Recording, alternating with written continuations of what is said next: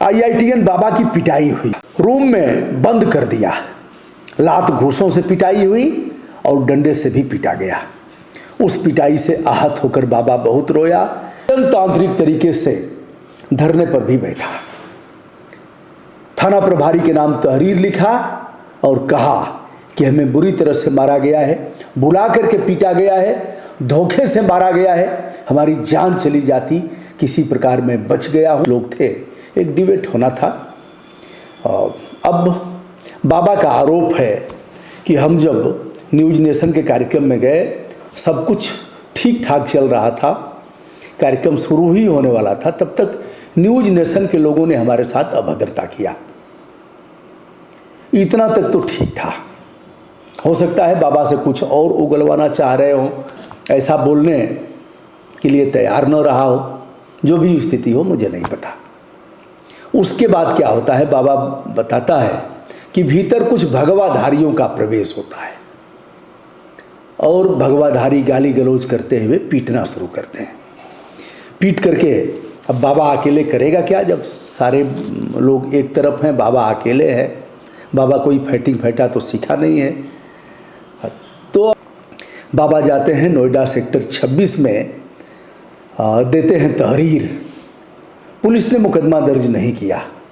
बाबा उससे भी आहत होते हैं और बैठ जाते हैं गांधी बाबा का स्मरण करते हुए कि हे महात्मा, आपने ही ये अधिकार दिया है जनतांत्रिक तरीके से धरना प्रदर्शन, घेराव, सत्याग्रह का। अब हम आपके पद चिन्हों पर चलकर सत्याग्रह करते हैं। सत्याग्रह का असर हुआ कि एसएचओ और अन्य अधिकारी आए, बाबा को मनाया और कहा दीजिए बाबा अपना एप्लीकेशन दीजिए, हम इसकी जांच करते हैं, जांच करके जो भी दोषी हैं उनको बख्शा नहीं जाएगा, लटका देंगे। बाबा पुलिस का खेल क्या जानते हैं, खामोश हो गए। धरना समाप्त हुआ। तो यह रहा नोएडा सेक्टर 26।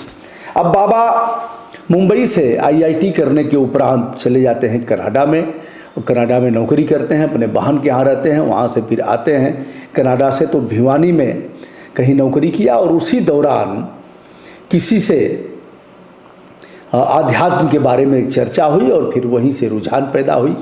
बाबा को गांजा पीते हुए भी कई बार देखा गया है। मुझे नहीं पता उस फोटो की कितनी सच्चाई है, लेकिन बाबा हैं तो 50% बाबा तो लगाते ही हैं। धुआं धुकुड़ करेंगे, धुई रमाएंगे, चिलम पिएंगे, सिगरेट पिएंगे, और चिलम उनके लिए कोई रोक नहीं है। यद्यपि गांजा पर प्रतिबंध है, गांजा बेचा नहीं जा सकता, गांजा का प्रयोग भी नहीं किया जा सकता, लेकिन गांजा स्वास्थ्य के लिए इतना हानिकारक है कि मर जाएंगे आप, और खांसते खांसते मर जाएंगे, बलगम निकलेगा शरीर से, लेकिन मानता कौन है। तो बाबा ने अपने गुरु के खिलाफ कुंभ मेला में सोमेश्वर पुरी हैं, उनके खिलाफ ही बयानबाजी शुरू कर दिया, अभद्र टिप्पणी किया, वहाँ से भगाए गए। बाबा जाते हैं जूना अखाड़े में, जूना अखाड़े से भी उन्हें पागल घोषित करके बाहर कर दिया जाता है। और आनंद स्वरूप जो काली सेना के अध्यक्ष हैं, उन सहित तमाम लोगों ने बाबा को भगाने के लिए कहा, भगाओ इसको कुंभ मेला से, यह मानसिक अपराधी है, मानसिक मंद है और यह पागल है, इसका इलाज कराना चाहिए पागल खाने में।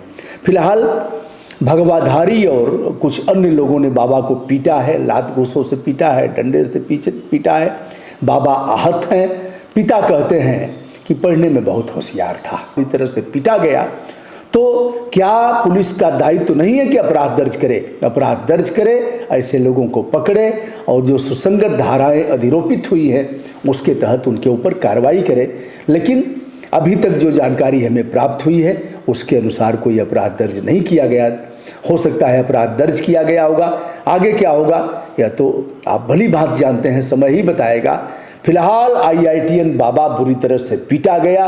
न्यूज नेशन के कार्यक्रम में बाबा का जाना हुआ था। भगवाधारियों ने बाबा को पटक पटक कर लात घूंसों से पीटा।